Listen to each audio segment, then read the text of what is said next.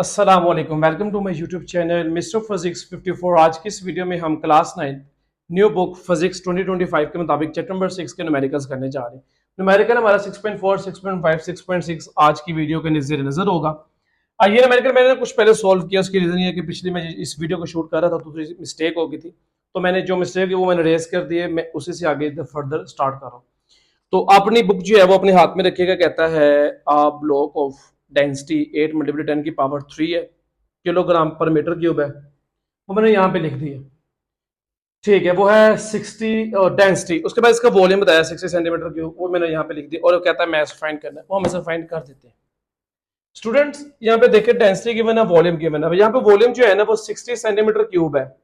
तो जब आपने मीटर क्यूब में जाना होता है ना, तो सेंटी को खत्म करना है तो 100 से डिवाइड करना है, लेकिन ऊपर मीटर क्यूब है तो जितनी एम की पावर होगी 100 के ऊपर उतनी पावर आएगी और आप उसे मीटर क्यूब में ले जाएंगे। हम सेंटीमीटर से मीटर में जाते हैं ना तो 100 से जस्ट डिवाइड करते हैं, क्योंकि एम के ऊपर कोई पावर नहीं होती, लेकिन यहाँ पे पावर है, इसलिए हमें इसको क्या करना पड़ रहा है, उसकी पावर लेके डिवाइड करना पड़ रहा है। डिवाइड किया तो मेरे पास फाइनल रिजल्ट ये है।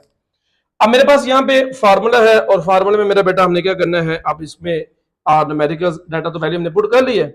अब हम इसमें क्या करेंगे, इसको कैलकुलेट करेंगे। और कैलकुलेट करने के लिए आपके पास कैलकुलेटर का होना बहुत ज्यादा जरूरी है। ये डेंसिटी का फार्मूला है मैस ओवर वॉल्यूम, और डेंसिटी हमारे पास कितनी है वो हमारे पास है, ये गिवन है, हमने पुट की।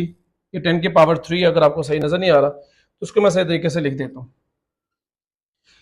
ये यहाँ पे डिवाइड इधर आके क्या हो जाएगा, मल्टीप्लाई। बड़ा सिंपल सा मेथड है, 8 × 10⁻³ मल्टीप्लाई करते हैं 6 × 10⁻⁻5, तो आपके पास आंसर आया 0.48 किलोग्राम। जी, ये था हमारा आज का पहला न्यूमेरिकल इस वीडियो का। अब हम करेंगे इसका सेकंड न्यूमेरिकल, और उसके लिए आपको बुक पकड़नी पड़ेगी, मेरे साथ साथ डाटा को रीड करना पड़ेगा। कहता है ब्रिक मेजर्स 5 सेंटीमीटर, 10 सेंटीमीटर, 20। एक ईंट है, उसके मेजरमेंट्स लिए यानी कि उसकी साइड्स ली है, वो मैंने साइड से जाहिर कर दिया, ये तीनों साइड्स लिख दी। अगर उसका मास 5 किलोग्राम हो तो calculate maximum and minimum pressure which the brick can exert on the horizontal surface. यानी कि वो सरफेस पे भरी हुई है हॉरिजॉन्टल वे में, तो उसका आपने क्या फाइंड करना है, मिनिमम प्रेशर भी और मैक्सिमम प्रेशर भी। मेरे बेटा यहाँ पे प्रेशर का फॉर्मूला लिखा है। अब प्रेशर मैक्सिमम कब होगा, अब यहां पे देखें, प्रेशर इनवर्सली प्रोपोर्शनल एरिया के, मतलब ये है प्रेशर बढ़ा एरिया कम, एरिया कम प्रेशर बढ़ गया। इसी तरीके से एरिया ज्यादा और एरिया ज्यादा प्रेशर कम हो जाएगा। ये होता है इनवर्सली रिलेशन। तो अब आपने सबसे पहले फाइंड करना है पी मैक्सिमम। तो बेटा पी मैक्सिमम चाहिए तो आपको मैक्सिमम एरिया चाहिए, मिनिमम एरिया चाहिए। जब प्रेशर मैक्सिमम चाहिए तो एरिया आपका कम होना चाहिए, प्रेशर ज्यादा लगता है इस फार्मूले के मुताबिक। तो यहां पे ये दो छोटी साइड्स हैं, हम इन दोनों को मल्टीप्लाई करें, क्योंकि एरिया में जो मेरा बेटा सिंपल सी बात है, मीटर स्क्वायर में हमें उसका चाहिए होता है, ठीक है आंसर। तो हम इसी के दो साइड्स को क्या करेंगे, मल्टीप्लाई। तो area is equal to 5 multiply by 10, तो हमारे पास क्या आ गया, सेंटीमीटर स्क्वायर। क्योंकि सेंटीमीटर सेंटीमीटर से मल्टीप्लाई होगा तो मीटर के ऊपर स्क्वायर आएगा, सेंटी के ऊपर नहीं। ये आपको बात बार बार बता चुका हूं। अब आएगा सेंटी के ऊपर स्क्वायर, जब आप उसे क्या करेंगे 100 से डिवाइड, क्योंकि मीटर के ऊपर स्क्वायर, 100 की वैल्यू के ऊपर भी स्क्वायर, क्योंकि हमें सेंटी नहीं चाहिए, हमें मीटर स्क्वायर चाहिए। तो उसका एक ही हल है, यही 50 डिवाइडेड बाय 100 का स्क्वायर। तो आपके पास मेरा बेटा आंसर आया 0.005। और आपको आप उसको जो है कुछ इस तरीके से भी लिख सकते हैं, area is equal to 5 × 10⁻³ metre square. Force आपके पास नहीं है, force is equal to weight होता है, वेट हमारे पास क्या होता है mg, यानी कि f की जगह हम क्या पुट करेंगे, मैस हमारे पास गिवन है, इसलिए हम ये वाला फार्मूला यूज करेंगे। अब यहां पे वैल्यूज पुट कर दें चुप करके, p मैक्सिमम, ठीक है, f की जगह हम क्या पुट करेंगे mg, और एरिया a1 इसे कह देते हैं हम, ठीक है, हमने पहले a1 निकाला। p मैक्सिमम, m कितना है 5, g कितना है 10, एरिया कितना है 5 × 10⁻³ ऊपर मल्टीप्लाई किया 50 आया, नीचे हमारी वैल्यूज एज इट इज। अब हम इन दोनों को क्या करेंगे, डिवाइड। 50 डिवाइडेड बाय 5 × 10⁻³ तो हमारे पास आया 10,000। आप इसको इस तरह भी लिख सकते हैं 1 मल्टीप्लाई 10⁴ न्यूटन पर मीटर स्क्वायर प्रेशर का फॉर्मूला होता है, ठीक है। अब उसके बाद हमने इसका मिनिमम प्रेशर फाइंड करना है, तो उसके लिए आपको मैक्सिमम एरिया चाहिए, मिनिमम प्रेशर मैक्सिमम एरिया। तो उसके लिए आप ये दो वैल्यूज यूज करेंगे, 10 मल्टीप्लाई 20 जो कि हमारे पास इस वक्त डाटा में बड़ी वैल्यूज है, 10 मल्टीप्लाई बाय 20 और सेंटीमीटर स्क्वायर। 10 को 20 से मल्टीप्लाई किया 200 सेंटीमीटर स्क्वायर है। 200 को इससे डिवाइड करेंगे, 100 से तो करेंगे लेकिन मीटर के ऊपर स्क्वायर है, 100 के ऊपर भी क्या आ जाएगा स्क्वायर।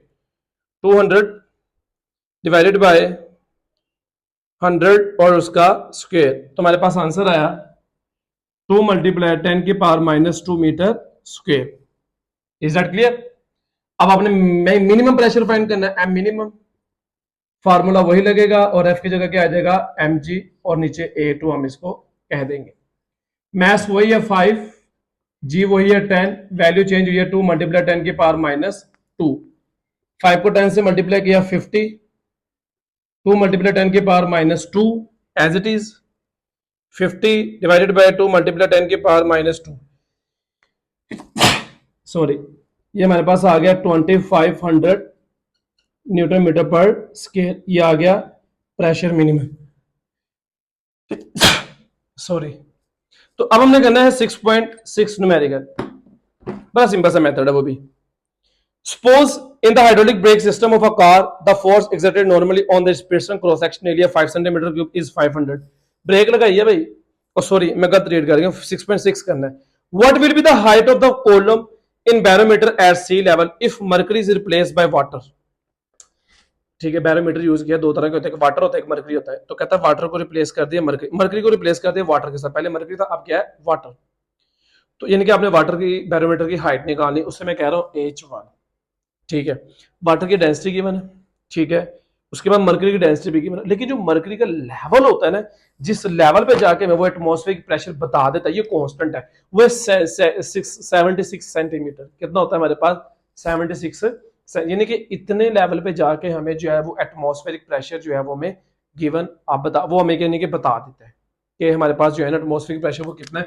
आई थिंक ये मैं माइट भी गलत हो सकता हूँ, 10132 पास्कल भी कहते हैं इसे, न्यूटन मीटर पर स्क्वायर भी।